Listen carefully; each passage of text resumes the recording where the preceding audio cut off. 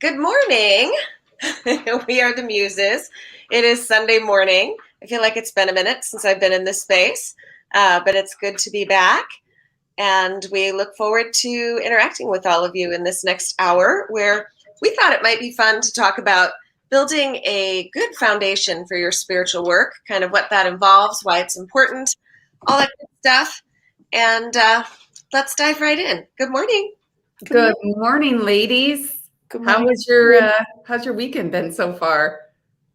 Restful. Oh, I love that. Yeah. That is like the best weekend ever. If you can say it's restful, that's a good thing. That's what I needed, because Friday I went to the river. We went to, did you guys see the picture of the horse with the magical sparkly things coming in? Yes. That's the technical. Post that in the group. You have to post that picture in the group. Okay, that's the technical term, the magical sparkly things coming in.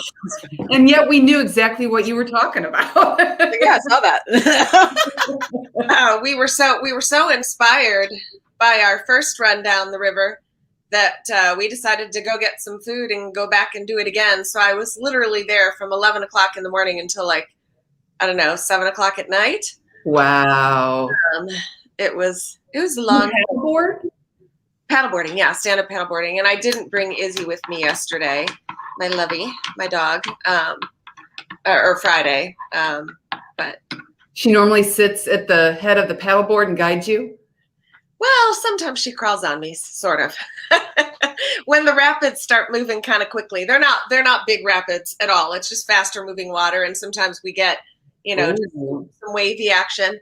Occasionally, she will crawl onto my lap. But yeah. Otherwise, she's at the front. That's cool. Do you have now they have the inflatable paddle boards? Mm-hmm. Yeah, they're actually not mine. They're my friend Courtney's. She has 3 of them because she has 2 chillins. And when her kids are not available, she and I go to the river with Izzy. You're the kid. I'm the kid. Izzy and I, yeah. How about you, Steph? Restful. Lots of naps. Lots of naps and time grounding outside. That's beautiful. I have the opposite. I'm covered in chiggers, so it's really not all that beautiful. Itchy. I did. I laid right in the grass. I didn't have a blanket. I didn't have anything. And Callie, I turned and she's like, "What are you doing? Why are you doing that?" I'm like, "I'm connecting to the ground." I'm connecting. You will regret that later. And I'm creating a force field. No, I didn't though. That is the thing. Good. Yeah, no. It was worth it. It's worth all the scratching. If it makes you feel any better, I got some kind of weird parasite from the river in my. It'll go away. I looked it up. It'll go away in 2 weeks because humans are not great hosts for this particular parasite. But it's from a whole bunch of snails. Actually, it's a whole ecosystem of things that happen. But they are on the inside of my leg above my ankle. Wow. And you can see that? Not fun. Yeah, they're not that bad. Let's soak your feet in some fulvic acid. Fulvic acid? I'll tell you about it later. Stephanie's got all the answers. It's the whole thing.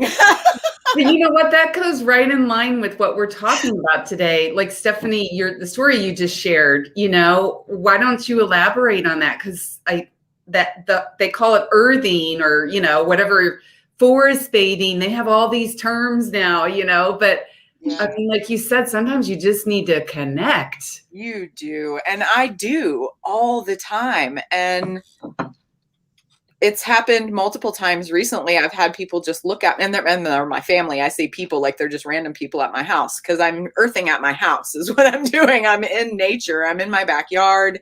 I'm in the trees, walking through the forest. There's so much here. You're so lucky.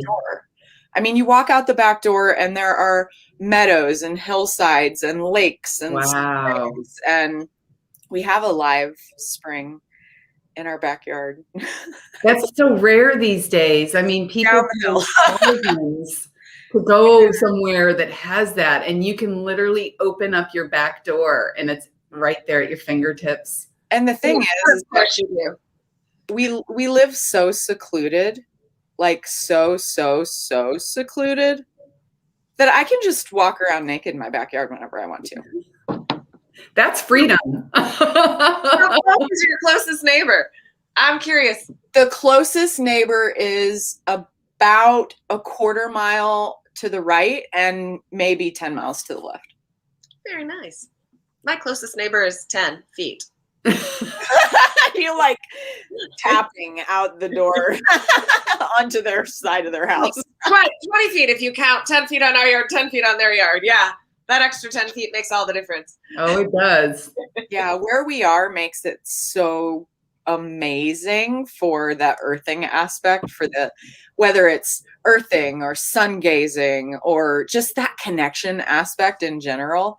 The animals, the birds, the chirps and crickets, like all of the noises, all of the nature sounds. You can just, I can walk outside. I've done this. I have clips.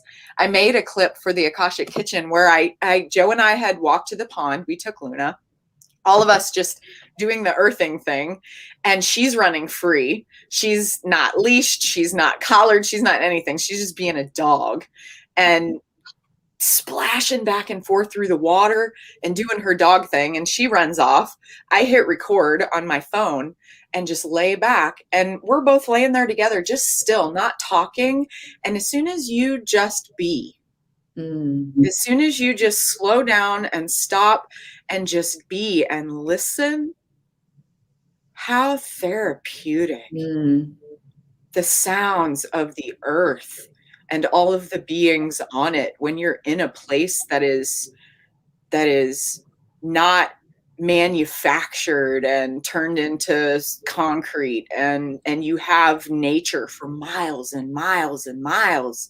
To just be in that and hear it and let it talk to you and encode on you is magic. Literally. It is soul medicine. Just being that connected being in that way, connected to Mother Earth and to her beings, to her water and her trees and her grass and her flowers and her frogs and her everything. The natural rhythms. You tune into the natural rhythms that are always all around us, but we just don't hear them. We don't, take that time to harmonize with it. That's really cool. And I can say too, I had that experience. I got so fortunate to be invited out on the ocean. A friend was sailing around the San Juans and their islands out here in Washington. And I had never really I've been on cruises and things like that. I really love the ocean. I connect to the ocean. Same thing, you just get into that, just tuning into their, the world is greater. It's so much greater than we, take the time to just connect in and to realize that. But same thing, all you can do when you're out there is just be. And it was, they say the ocean saltwater has those negative ions that, respond to our positive ions. And the reset that I got just from spending a couple days on just water, like full on, like out there, in the ocean water, it was unbelievable. I thought, man, this would take me months, if I was just trying to go for a hike on the weekends or, like similar kind of thing. So you're right. I think that's key. I'm glad we're talking about that because it's come into both of our fields so strongly lately. And yours too, Kat, with the paddleboarding. And maybe you can share about these are they wild horses? They are wild horses. Yeah, they're all along. I'm going to guess we had encounters with probably all but one encounter from afar with probably 40 different wild horses, bands of horses.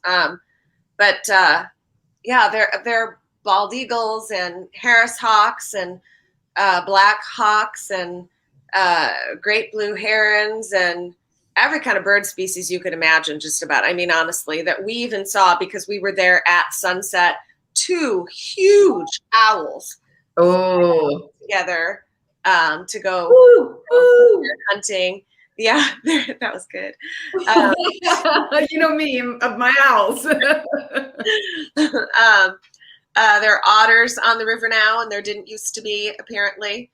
Um, I and love otters.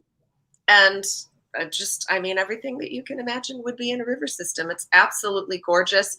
There are parts of the river that are, you know, wide and deep and flat, kind of, and there are parts of the river that narrow down and start to move really fast and get shallower for a minute. And there are parts where it's like, this is such a weird. I remember being little and being at the Disney on the East Coast, whatever that one's called, Disney World maybe, and going through Jungle Larry's safari. This is so stupid. No, it's not. I have those memories too. But there were parts that I had a flashback. I was like, this is so weird.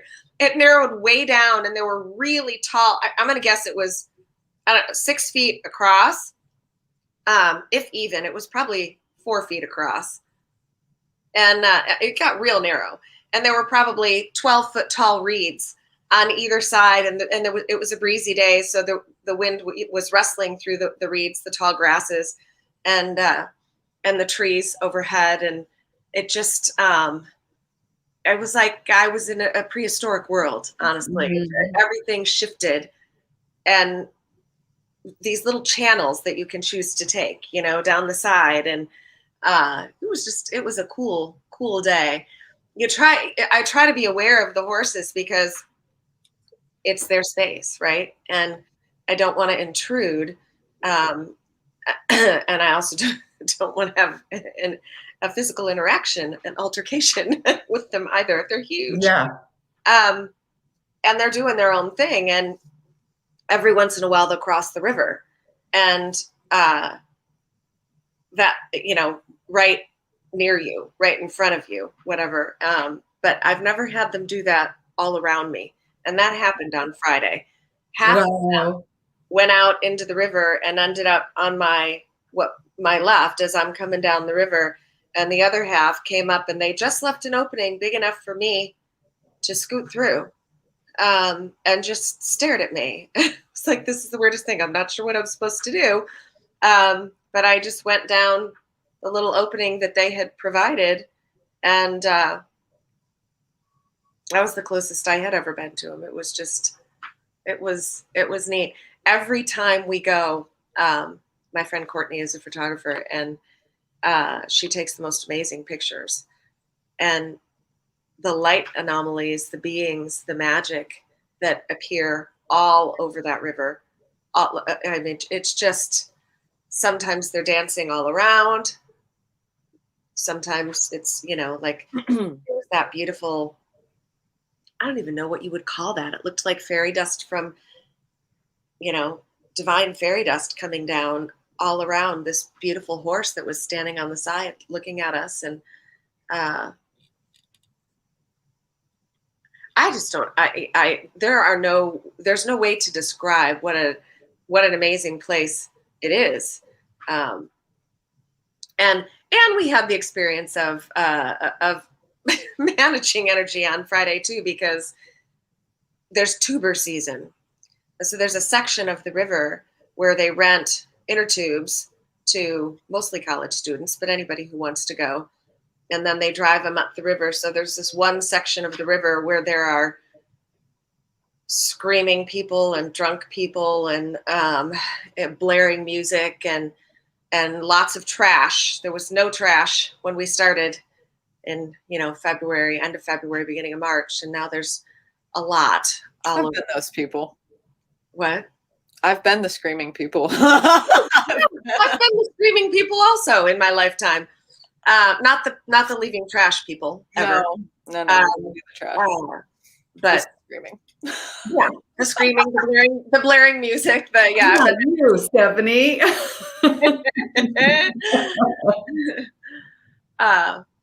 But so it was nice to get past that point of the river, and not and just remove, not need to, you know, be as focused on maintaining the experience that I want to have versus what's going on around me. Well, and you know, we were talking just briefly before the show. Stephanie was sharing, you know, some incredible synchronicity that just happened in her life. And I think you bring up a good point. You know, when you allow yourself, you know, that space, and you choose, you know, where your awareness is going to be focused, you allow those synchronicities to be seen, you know, those signposts that let you know you're on the right track, or, you know, oh, go to the right instead of go to the left. You know, you kind of are able to tune into your connection and your own instincts and intuition that arise and, you know, guide you, you know, because I mean, really all our answers are within, you know, all the great quotes say that. And we spend our whole lives searching and seeking and, you know, trying to find something outside of us, but it's all within us. But we have to create the space, create the biofield, you know, to be able to have that level of awareness and connection. Yeah. So you want to share, because you didn't fully share the incredible. I didn't really, but I want to say first what I'm hearing in regard to what Kat was talking about, and really the exercise of self-regulation, having the awareness to self-regulate, for starters, is super important, and not a lot of people understand what that opportunity looks like. And it looks just like what you were talking about, being in a situation where the experience that you want to create for yourself is dissonant to what's happening around you. I just wanted to reiterate that, because I thought the way that you explained it was beautiful, coming into that environment that we're all so aware of and understand the energy of, because we've been in it and part of it before. And then, yeah, and the awareness of creating for yourself. I also understand what you were doing, the experience you were having, because I've done that too. Being on this journey and watching these beautiful, I mean, we're talking about beautiful creatures of the earth. The horses. The horses. Also the screaming things. The screaming things are beautiful creatures of the earth too. They are. The self-regulation, though, what I was hearing was this beautiful correlation of the way that the synchronicities we experience begin to expand and become more common, more present, because of that correlation to self-regulation and being in an energetic vibration that we choose where we're vibrating at a higher level, and the information that we're receiving is different. The reality that we're creating is different. Absolutely. Well said. And they're so related. They're such related things. Mm-hmm. Because you don't get those synchronistic, interwoven, it's like they're happening almost all the time. There's always some new story to tell, some new thing that happened, because you're consistently in that higher vibration, that higher vibrational state. Or commonly, if you're going into a lower vibrational state, that self-regulation kicks in. That's what I think is so cool about it, the way that they're connected. The synchronicity factor. Do you think is that your experience? It's mine. Oh yeah, that's what I was saying, is like the more that you are aware and you can purposely create your reality, right? You know, it's like my favorite quote, you know, probably because it's been one of my guiding messages for my life, is it's about peace. And it said, you know, peace does not mean to be in the midst of, you know, no trouble, no toil, no hard work. It's actually to be in the middle of all of that, but still be still in your heart, you know, because yeah, most of us these days are being bombarded. I mean, you can't get away from, you know, I've got like 4 email accounts, trying to monitor, people are texting all day and all night. And it's like, it is constant. I mean, and I'm saying that for all of us. Yeah, you got to go like that and just go get naked in your backyard. Yeah, that's your piece. But I mean, really, the you know, you think of these ascended masters and these spiritual warriors, you know, from ancient times. Well, you know, they had the ability to go sit on a mountaintop naked in their backyard, you know what I mean? And just spend a lot of time there.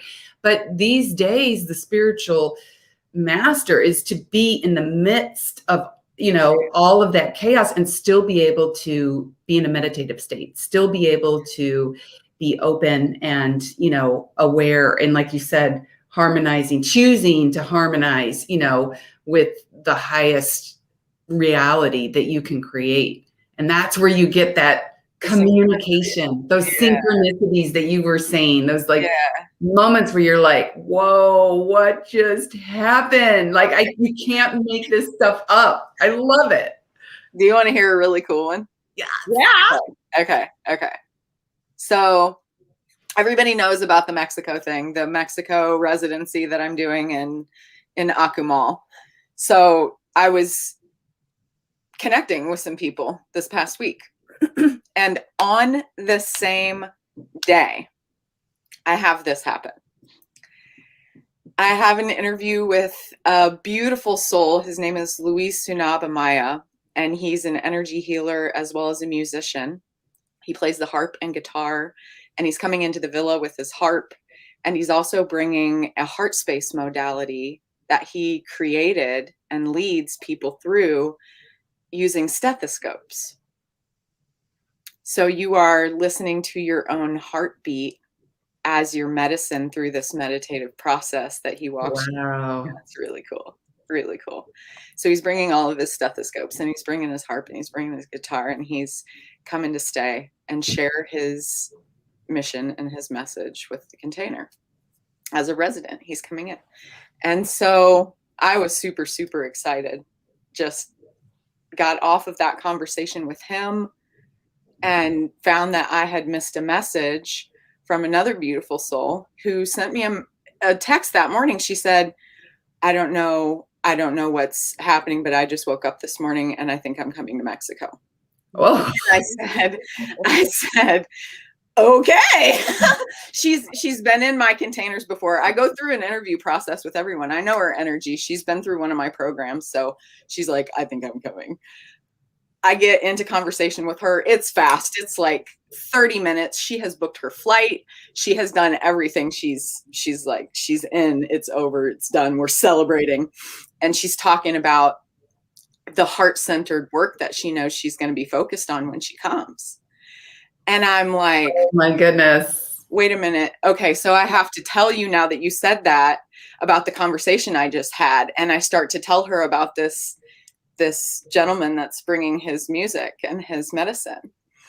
And I'm telling her about the heart space modality and all of this. And I said, oh, and it's also amazing. Like, he's a harpist and he plays the guitar too. So he's bringing music. And she goes, shut up. Are you kidding? No way. Seriously? Did you say harp? And I'm like, yeah, why? He's a harpist. I'm like, we're going to pick him up and bring his harp to the villa. She said, okay, this is just getting weird. So I'm like waiting for her story. Now she's telling me a story. She says, I had a deck of cards show up on my house, like an oracle deck, show up at my house yesterday. I had ordered this deck. I've been waiting for it for a couple of years. I ordered it and never came. I never reordered it. I never did anything. I forgot about it. The charge went through. It showed up yesterday. I sat down with the deck and I pulled a card. And will you believe what it is? So she gets onto her phone and sends me this. I'm going to show it to you. Yes. Oh, this is a trip. I love stories like this. You can't make this up. You can't. It's just impossible. Oh, how beautiful. Yeah, it really is beautiful. The tap. Wow, talk about divinely guided. It shows up. Bang. Oh my gosh. It's calling her. It's literally calling her. I said, you want to know what? Thank you. I owe you a huge thank you. I said, you called in the harpist. She sure did. Called the harpist in. I just had this conversation this morning. I met him 2 days. I met him the day before her card showed up on her door. I had the conversation with him the day after she pulled the card. Wow. That's cool. That's cool. That is cool. You really can't make this stuff up. You couldn't if you tried. Mm-mm. And not just for her, but even for you, just that validation that you are supported and, you know, the right people will be there, the right things will happen, experiences, like that's got to be such a boost, you know, like a surge of just yes. Buzz. A little buzz. Whoa. That's to me lately. It's fun. Those are the things that just I'm hearing, like validation and affirmation and support and all the words that you've already said. It's such a huge reminder, and you can't make it up. Mm-mm. And it's the stuff, I feel like it's the stuff that feels so good too, right? To be in like everything goes and you know you are in alignment. Like the magic showing up all around you. You know you're in alignment. You know you're on, you know it's divine. You're following the path. You're in the right place at the right time, doing the right things, however you want to put that. But it also just feels good. Yeah. And you know, talk about validation, you know, the support on the other side. I had an experience where, you know, some friends were pushing me outside my comfort zone, you know, to create like a course, because, you know, I do sessions with human design. You know, the people are like, oh my God, like this is like life-changing stuff, but it goes so deep and there's so much to it that, like, you know, sometimes I check in with them, you know, a month or two later, and they're like, I don't even know like how to really get started with like putting this into place in my life. And so they were like, you need to, like, you know, create, you know, kind of a course where, you know, you can show us how to do that. And I was like, oh, I don't know. Nobody's going to sign up for a course. You know how you do that. You get in your head, you get in your way. I'm really good at that. Anywho, I think, you know, most of the people watching know, you know, my precious son is on the other side. He passed away last year. And so I was coming on Facebook to do the announcement, you know, that I'm going to offer this course. And I'm literally walking down the stairs to go, you know, turn on my computer and thinking like, oh my God, this is going to just be like, you know, embarrassing because I'm just probably going to get on here and, you know, nobody's going to like be watching or care, or, you know, all this stuff's going through my head. And a friend calls me right like 5 minutes before I'm supposed to go on. And she knew, you know, because I had said I'm going on at whatever noon. So I almost didn't pick up the phone because I'm like, well, she knows like I'm trying to get my computer set up and da da da da da. And I was like, you know, that it's got to be important because, you know, yeah, she wouldn't be calling right now if it wasn't. So I pick up and she just was like, oh my God. And I go, what? And she goes, she's like, I'm not a medium. I don't try to like connect with people, you know, that have crossed over. Like, that's just not really my thing.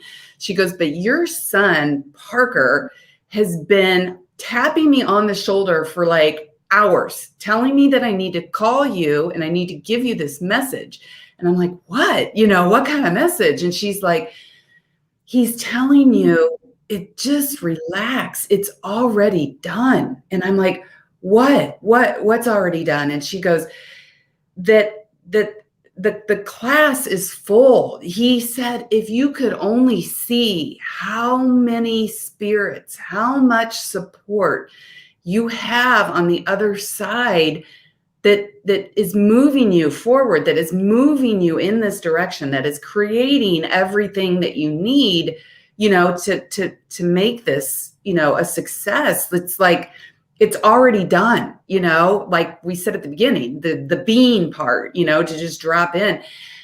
And I was like, it was just one of those things, again, you can't really make it up, because she had no idea what was going on in my space, in my mind. And I was even talking to Parker, like, as I was coming down the stairs going, oh my God, like what, like, give me a sign, give me a message, let me know you're here, like, I'm nervous. And so I don't think that that's just about me. I think it's important to share, because like even Stephanie was saying, like, just knowing that we have so much support when we are in alignment, when we are, fully harmonized with our life path and our trajectory and our purpose and our life's work. It's like, it just unfolds, you just have to ensure that you're creating the right space to just be and just listen to the signs and the messages and the inspiration, and not be in your mind trying to like push and initiate and shove and do and what, talk yourself in and out of all of these choices that really aren't in alignment with where you need to be. Clearly, Stephanie, you need to be in Mexico. Like, it's happening. You know what I mean? And this story is just like such a testament. And even my story, just to finish it. So I said, okay, Parker, I trust you. And I got on, and within 24 hours, I had more than hit the number of people. I kind of preset a goal in my mind of, I would like this many people. I would feel good, if this many people signed up. I had doubled what I had set in my mind. And it was just like, I could hear Parker going, I told you, Mom, I told you, like, just chill out, And so it just like with this heart, it's like, you got that that confirmation of, we told you, Stephanie, you create the space and the people will come. And for her to say, I don't know why, but I woke up, like it was already, the decision was already made. Like I woke up and somebody in my dream state, wherever, had created this magic. It's like magic. So I love these stories. What would you say? Because you're both talking about, being in the right space to receive, and being in alignment and all those sorts of things. And we're talking about, creating a strong foundation for the work. What other things would you say you guys do to do that? What, if you look at where you started, I think this is important too. Kind of, if you look at where you started, how you used to do things, and what you now do that you didn't used to do, or what you do differently, what you've learned is important. What are those things? What are some things that stand out for you guys? Immediately, structure and ritual. Yeah, that's good. Immediately, those are the two biggest things that stick out to me. The structure in the way that you not only live and apply that, I don't know, like I hate the time thing, right? But we have schedules. We have ways to break down the days that we live so that we can appoint time to certain things and make ourselves a recipe for how we choose to walk the path toward that goal that we're setting. So it is what it is. Scheduling is important. Scheduling is important. Ritual is important. And setting aside time to do what is spirit-led is a huge part of what, for me, was a little bit of a hurdle in the idea of structure. That I'm scheduling time to unplug and decode and do whatever I want, do whatever feels good, do whatever I feel called to do in that moment. But I mean, that's the world we live in, You almost have to schedule that time and that allows you to give yourself that permission that this is part of my work, right? This is a high priority to me. You just nailed it on the head too, because that's of that conversation about like applying structure to your day and having things that you do. Maybe you have things that you do every week. Maybe you have things that you do every day, but what feeds your soul? What kind of rhythm do you need? Do you crave? Do you thrive on? And giving yourself permission, because that is huge. So many times we do this. We set a schedule, set something as a priority for ourselves, and then completely take away permission to maintain that priority for ourselves. And go, oh, something came up. Oh, this happened. No, I have to XYZ. Oh, I can't anymore because blah, blah, blah. And everything else is a priority before me. That used to be one of my biggest downfalls. I think everybody gets involved in that. And I think it's actually important to schedule the time that you're talking about, the ritual that you're talking about, the self-care that you're talking about, the support, all that stuff, before you schedule anything else. Not as if it's your job, or not as if it's important as your job, but as if, well, not even as if, recognizing that it is the most important thing you're going to engage in. The most important thing you're going to engage in. It'd be kind of like, I don't know, what's a good analogy? It'd be kind of like if you were a restaurant order. And that's exactly where my head went, was to a restaurant and to like setting a table for right guests. And, right here. Yeah. I was going to say, like, and you didn't order your food. Like you hire the staff. You've got a building, a beautiful place, a beautiful kitchen, and a beautiful place for people to sit and enjoy your food, and you didn't put your food order in. Well, I mean, where would you go? It's that important, I think, that you schedule it. It's that important, and it's that important that you schedule it before the rest of your, schedule the rest of your stuff around, if this is the work that you're doing, around that, because it's where all the magic comes in.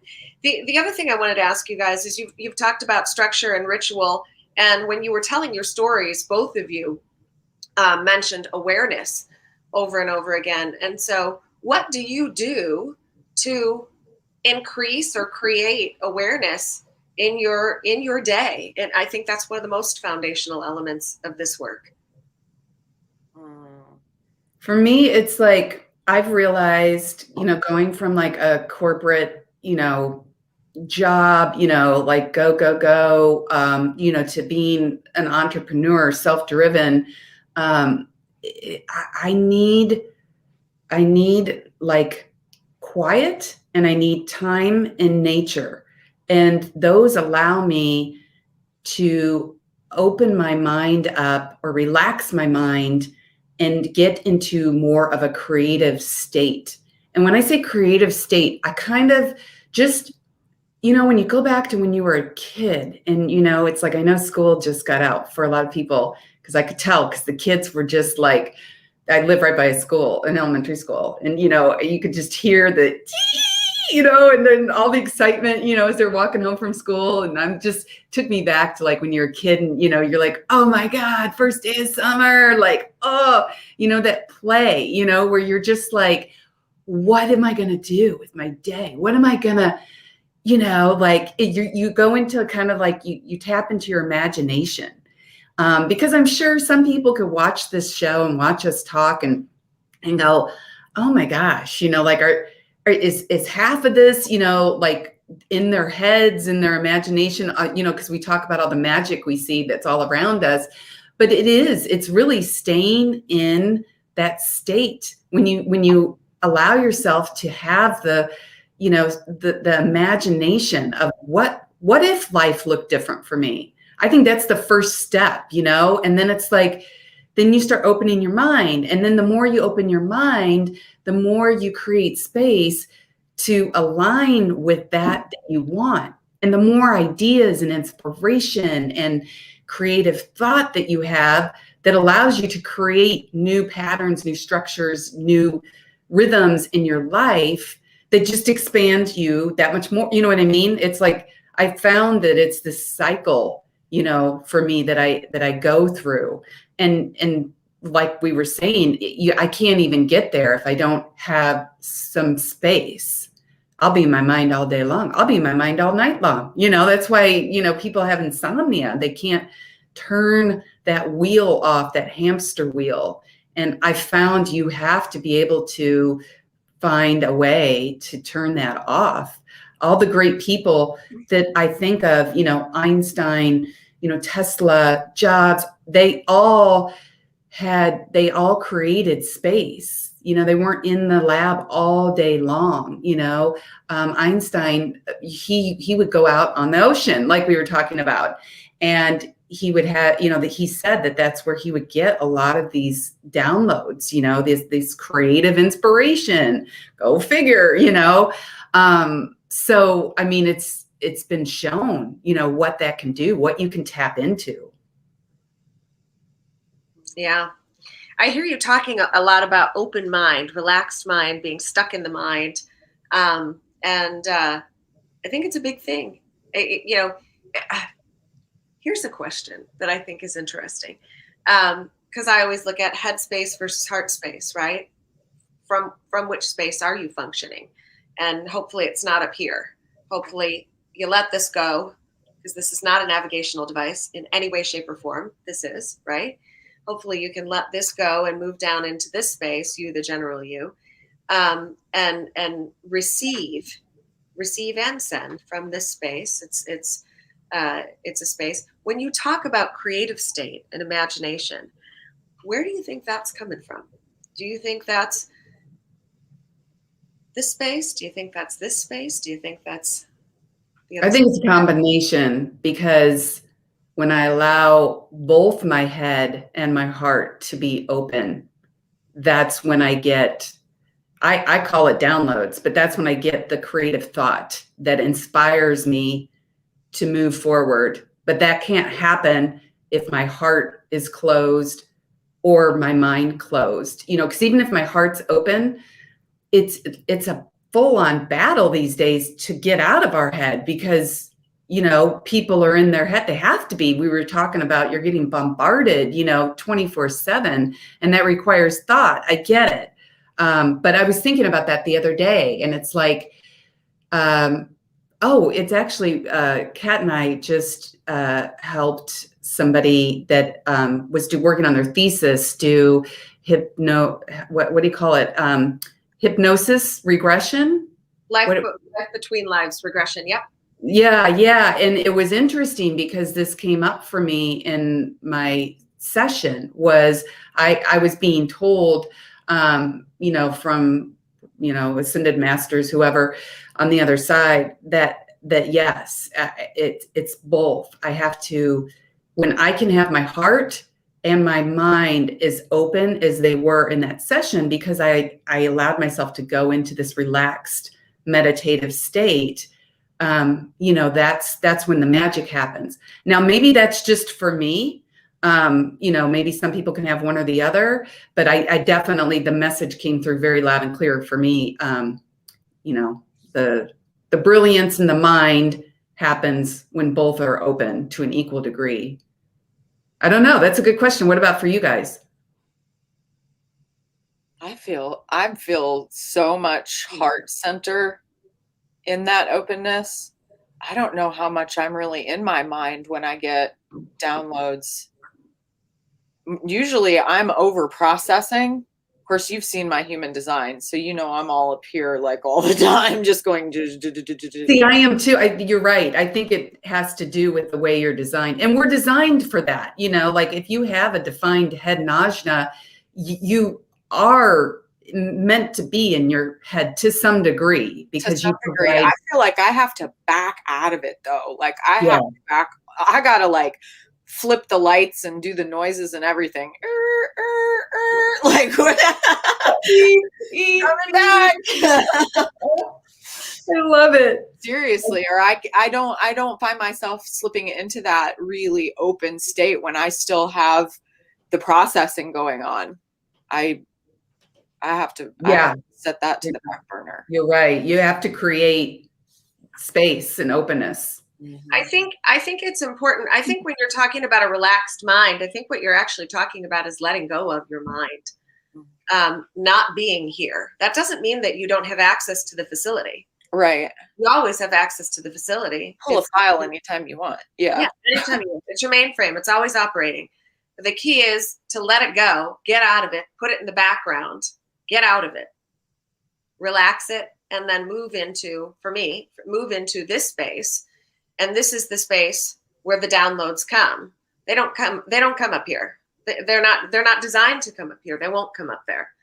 And I think it's important to make that distinction, because this is the space through which communication occurs, through which guidance occurs. This is the space through which we receive and give in a nonverbal way, in an energetic way.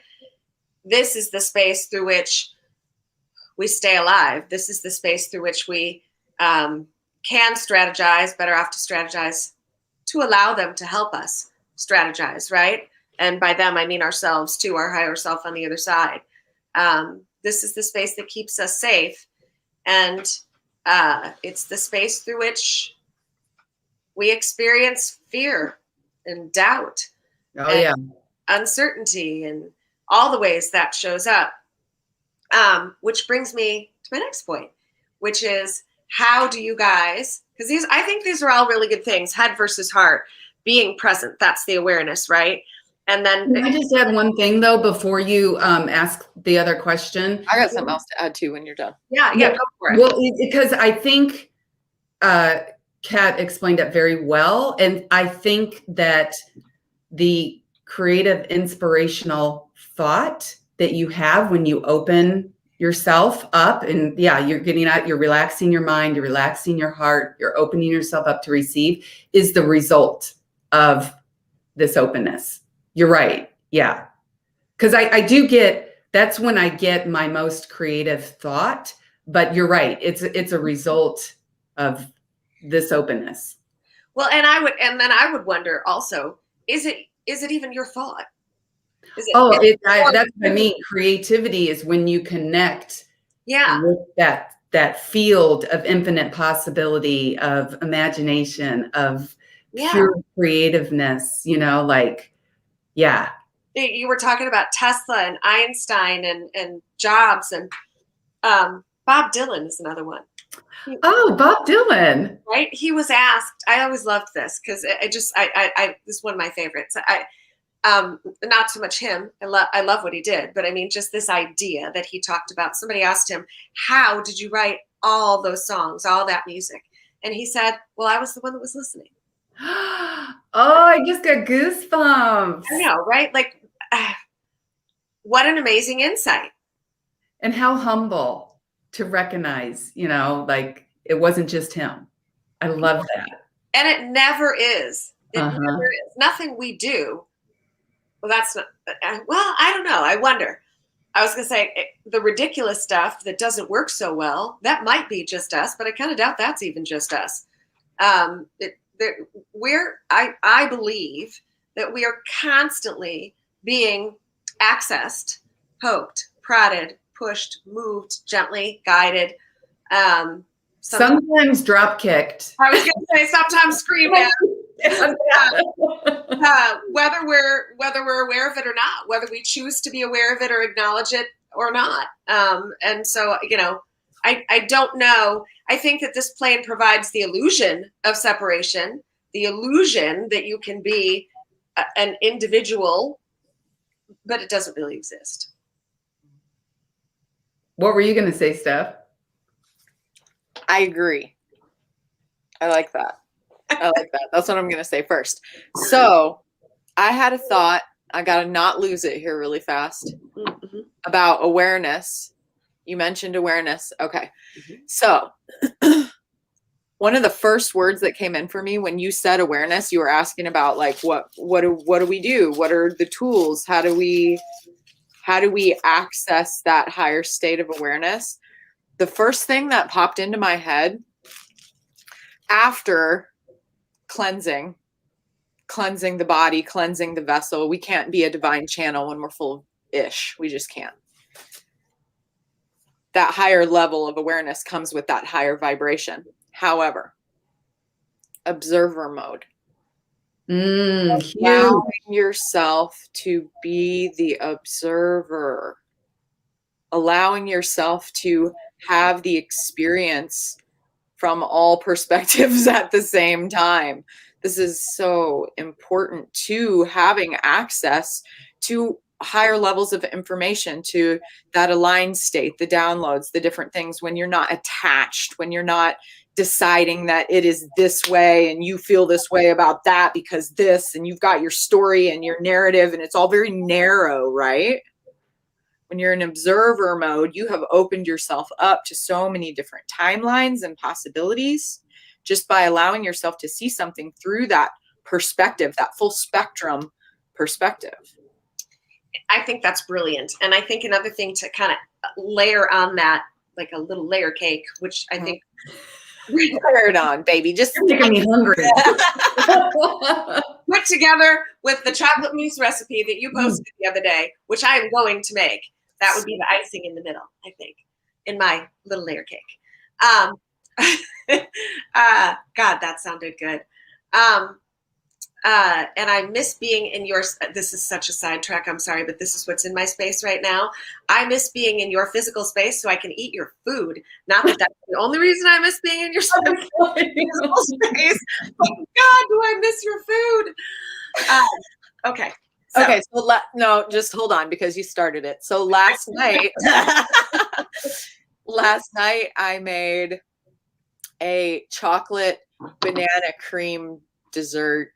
Oh, that turned out really good. That sounds really good. Chocolate banana cream. It had a chocolate oat walnut, really thick crust, like a thick one. Oh, it could be a pie. I think that's what it's going to turn into.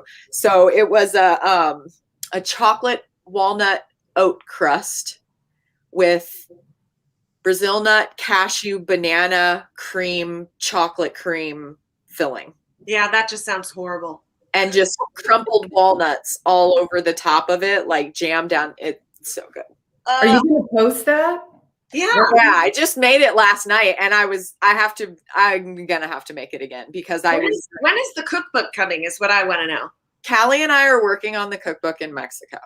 Okay. Oh. So I'm not going to hope because hope leaves room for failure. Forget all that crap.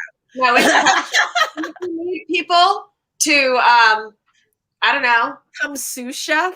Get an, oh, that's even better. I was just going to come sous chef and help in the kitchen. And I'm dreaming too small. I was just going to say, if you need people to give a copy of the cookbook too for feedback. Oh, no. See, I had you in Mexico. What are you doing? I'm dreaming too small is what I'm doing. I was appointing you official wiper girl. I want to be the official taster girl. And the one with the rag that wipes everything before we take it. I will help. I just want to taste it. I'm walking around the kitchen doing this. I'm going to lick the bowl. I always used to let my kids lick, they want to lick the mixer or the spatula. Oh, God. That was good. I literally sit around dreaming about your food. I'm not kidding. I walk into the kitchen and look at what I have and go, this is not what Steph's kitchen would look like. I don't have any of the right stuff and I can't think of anything to make and I don't know what to do. And then I just go sit on the couch. Yeah. And grab like a bag of chips. Yep. Yeah. Or those pea snap things with the red powder all over them. Oh my God, those things are good. I got to get some of those. I haven't had those for a while. I had them earlier this week. Or was it last week? No, it was earlier this week I had them. Yeah, and I still, that butter. Oh, God, that butter.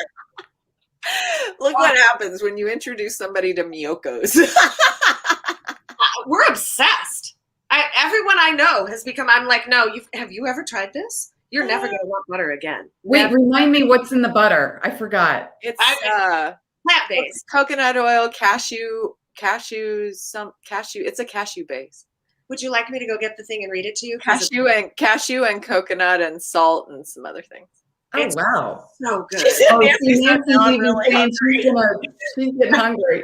I wish we could find Miyoko's in Mexico, but we won't have Miyoko's while we're there, Kat. Are you coming, Katie? I know. You should, it's like, oh my gosh, like, yeah, you've You could be the inspired me. utensil girl. Yeah. Oh God, I'd have so much fun. Oh, Katie that and I are literally going to walk around right behind you, eating everything you made. You're going to have to would make be like, you guys. there will be nothing left. We need one more taste. One We more. will probably get in the way because you'll be like, oh my God, you just ate 2 servings. Those were for the guest. I'm sorry. Yeah. I mean, geez, the last time we saw each other in person, that was all we did was eat. I mean, Well, that's all we're doing in Mexico. We're doing other things. good God, did we eat? It was so good. We're swimming. You're gonna swim it Eating off. and swimming. There's a full moon ceremony in there somewhere. Nice. Yeah. Nice. Anyone's on the fence about this retreat, it would be worth it just for the food. If you did nothing else but eat.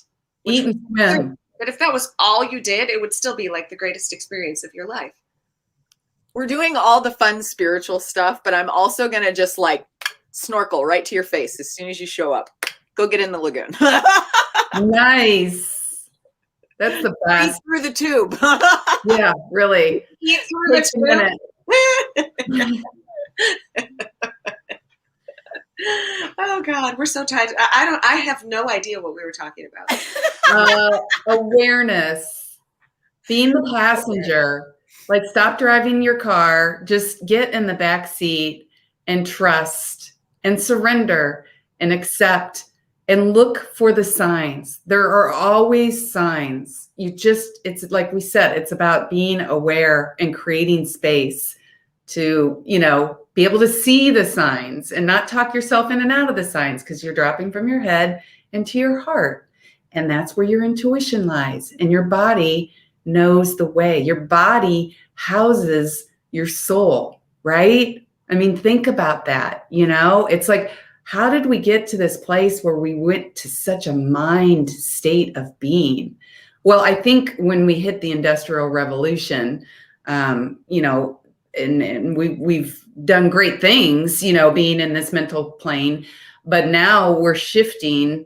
As you can see, things globally are shifting, and the result will be ultimately that we are dropping back into a state of being, into a state of body awareness. And let's lead the way. Whoever is watching, whoever is a part of this community, that's our goal, right?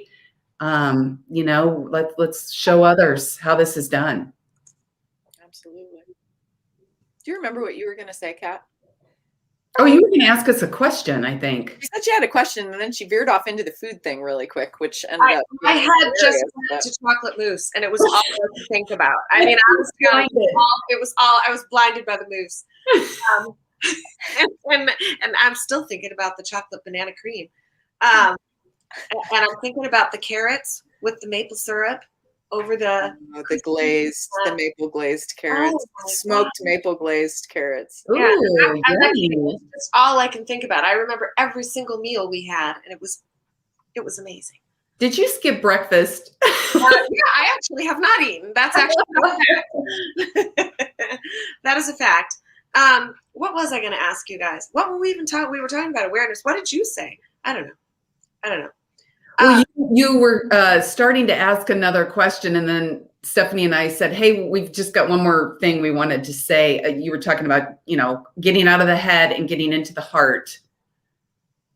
You were talking about different ways. Yeah, Steph circled back to awareness, which was fantastic. I kind of skipped over that one. I think it had something to do with doubt. But I no longer remember what it was. Sorry, I'm just not in it anymore. Well, in any given moment, one of my favorite teachings is the Course of Miracles, and it's a huge book. It's like a modern day channeling of Jesus. And the whole crust of the teachings is that a miracle, when you think about it, there are miracles that happen, every day all over the world. But a miracle truly is just a shift in perception from fear to love. And that changes everything. And when you talk about doubt and you talk about fear and you talk about, a lot of these things, when you break it down, you're creating resistance. And you just, by simply switching yourself, and that's probably what we were talking about, dropping from the head that's got that mental anxiety that's like, oh, I don't know, that might not be safe, that's not going to work out, to dropping into the heart space, which contains only love. Then you shift your reality. Everything shifts. And I know it's easier said than done. It takes practice, and it takes trust, and it takes faith, and all of these big words. Nice tush. Oh, did I just do that? I'm sorry. Funny. My computer was perfect. I had to turn the power switch on. I did not mean to stick my ass in everyone's face. I'm very afraid of that. You look good, girl. But anyways, yes, that is definitely the doubt. I'm glad you brought that up, because we all have it. It's funny. I don't know about you guys, but I tend to put people on pedestals, and I see these people out there that I admire greatly that are very successful, and I just assume they came out of the womb that way, right? But what I'm realizing as I go through life is, it's usually the people that are the most broken, that have been beat down, to where, they have no other choice but to open their heart and just give it up to God, or, whatever you believe in, and just go, oh my Lord, show me the way. That they have gotten to that place, from, hard work and, dedication. We're not saying this is easy for any of us, even if we come on and we act like, oh yeah, I just, create space and, everything's magic all the time. No. No. And that's why, the like we were just talking about your retreat, retreats, that there's such a reset, because I found, like I was telling my friends, when I left my house and went out on the boat in the middle of the ocean, I have to do that for major resets. Like, if I stick around my house, I just find all kinds of distractions and, but sometimes you literally have to pack your bags and go to a magical place and reset, and create, those changes and patterns and neural pathways and space, create space and all of that. So anyways. It's beautiful. What are you doing with, I saw YouTube. Oh, yes. Thank you for bringing that up.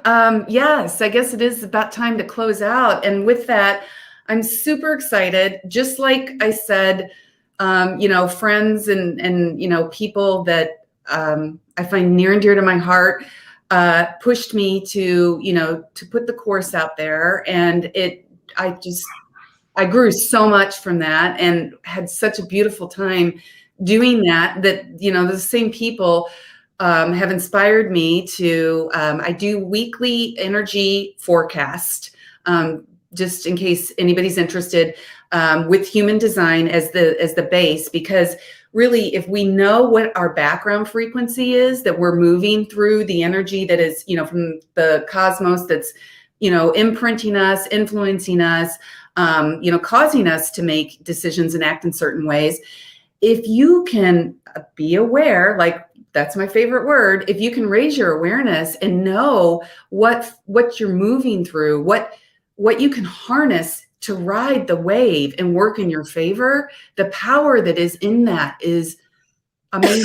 And so every Sunday I come on, if you're interested, at 5:00 on Facebook, my personal group is Discover Your Design.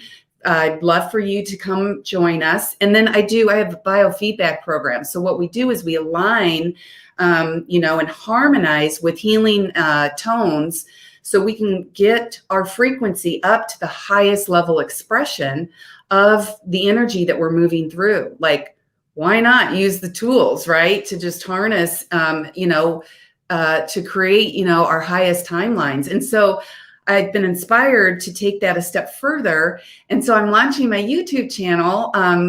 This next Saturday, I'm going to start doing a deeper look into the cosmic forecast, and we're going to work with the tones longer, and we're going to add fun things. I'm a qigong teacher, so we'll throw a little bit of that in, and just whatever we can do to be our truest, highest level expression of our most authentic selves.